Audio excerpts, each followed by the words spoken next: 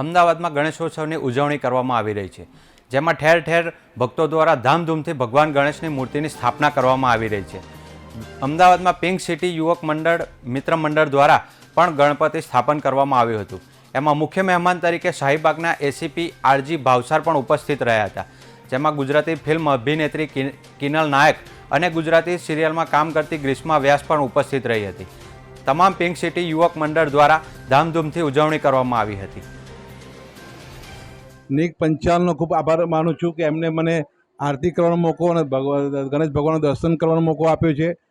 ગણેશ ભગવાન આપણા સૌના જીવનમાં ખુશી આપે, સંકટ વિઘ્ન આપણું દૂર કરે, તમામની અભિલાષા ભગવાન ગણેશ ભગવાન પૂર્ણ કરે.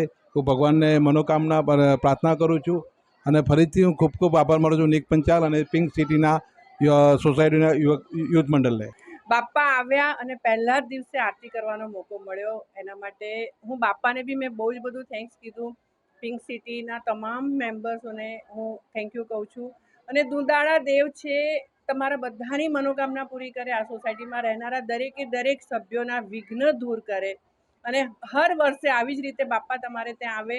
અને હવે તો દેશભરમાં આવે છે, એવું નથી રહ્યું કે બાપ્પા ખાલી મહારાષ્ટ્રના જ રહ્યા છે. બાપ્પા આખા દેશમાં આવે છે અને અમે લોકો લાઈક નવરાત્રિ કરતાં બી એવું થાય છે કે અમે વધારે બાપ્પાનો આ જે પ્રસંગ છે ને એન્જોય કરતા હોઈએ છીએ. બાપાના પ્રસંગમાં અમે ગરબા પણ રાખીએ છીએ ને અહીંયા તો બધી વિવિધ પ્રવૃત્તિ થવાની છે 10 દિવસ.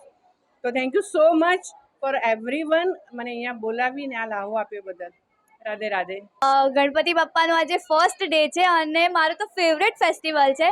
સો હું બહુ જ એક્સાઇટેડ હતી અહીંયા આવવા માટે. જ્યારે મને મમ્મીએ કહ્યું કે આવી રીતે તારે જવાનું છે, સો બાપ્પા આવ્યા છે તો એક્સાઇટમેન્ટ તો હોય જ ને.